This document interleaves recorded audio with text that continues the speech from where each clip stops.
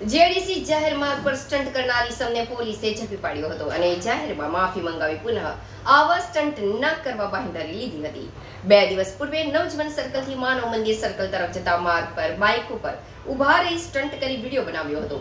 Viral video અને સમાચારમાં અહેવાલ આવતા જ પોલીસે ગણતરીના સમયમાં તેને ઝડપી પાડ્યો હતો। 2 દિવસ પૂર્વે અંકલેશ્વર જેડીસીમાં એક યુવક જોખમી રીતે ધોળા દિવસે બાઇક ચલાવતો જોવા મળ્યો હતો।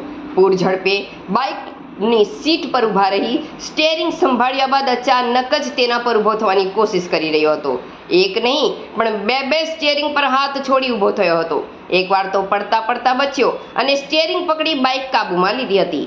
નવસર્જન બેંકથી માનવ મંદિર તરફ જતા માર્ગ પર બનેલી આ ઘટનાનો વિડીયો સોશિયલ મીડિયા પર વાયરલ થયો હતો, જે અંગે જેડીસી પોલીસે કાર્યવાહી શરૂ કરતા વિડીયો મેળવી ગાડીના નંબરના આધારે ઈસમને શોધી કાઢ્યો હતો।